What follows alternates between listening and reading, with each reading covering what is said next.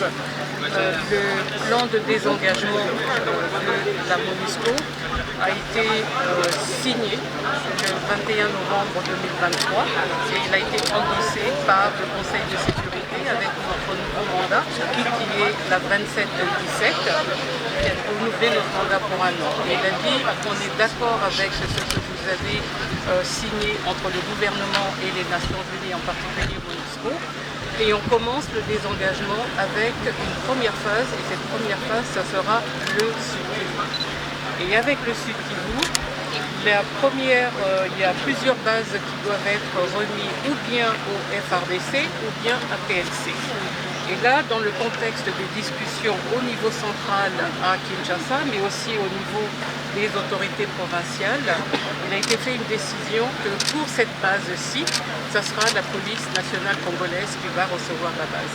Donc la genèse, une décision, Kinshasa, au Conseil de sécurité et ensuite au niveau provincial et avec une particulière emphase sur la police nationale congolaise pour la continuité des activités de sécurisation de cette contrée. Je vais utiliser le terme qui a été utilisé pendant les discours, cette contrée de Kamanyola.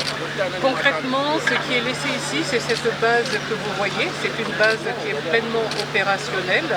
Quand je dis opérationnel, ça veut dire que vous avez des infrastructures qui sont sur cette base, qui restent, plus des équipements qui sont donnés.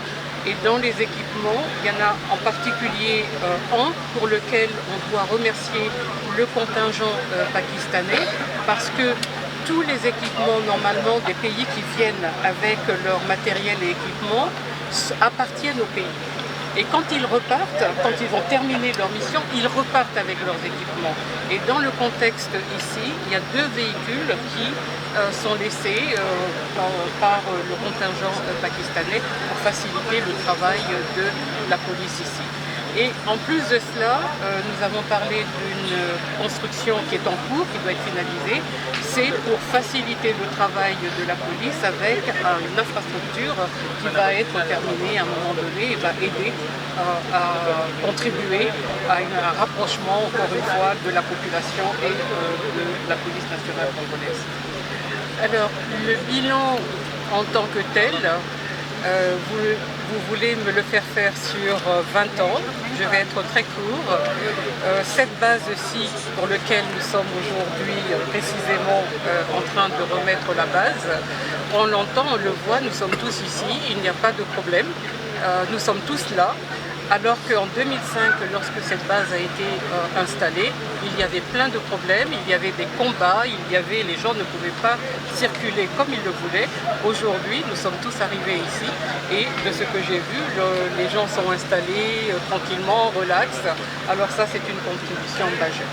Les conséquences qui ont été planifiées, c'est qu'il n'y aura pas de vide puisque tous les services de sécurité sont sur place et vont continuer à faire le travail de sécurisation de la population. Très bien. Alors, le contingent ici, je pense que c'est 80, donc 112, ça c'est l'effectif. Toutes les bases que nous avons dans le désengagement d'une province vont être ou bien remises au FARDC ou bien à la PLC. Donc il faut bien commencer quelque part. Et en commençant, on commence avec Kamanyola parce que là, voilà, on a une stabilité qui permet de pouvoir partir. Alors la prochaine étape, nous avons d'autres bases, Mikenge, Minambwe, Bunyakiri, Bunyakiri, voilà.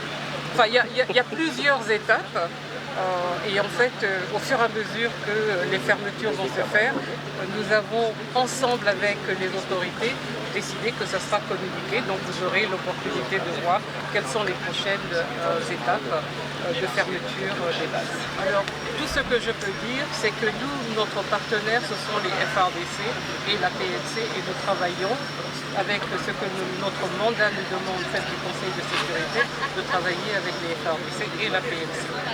Alors, parmi les réalisations du travail dans la MONUSCO au fil des années, on a dit 19 ans, il y a des comités locaux d'alerte précoce, de passage d'informations. Je pense qu'il y a eu un atelier tout récemment, les 8 et 9 février, où très clairement, la décision pour la continuité est de faire en sorte que la protection civile, l'antenne de protection civile, fasse le relais et soit appuyée pour qu'il y ait une continuité non seulement de la réception des informations, mais aussi pour avoir une réponse appropriée, d'où la PNC, puisque la police est souvent le plus proche en fait, des communautés.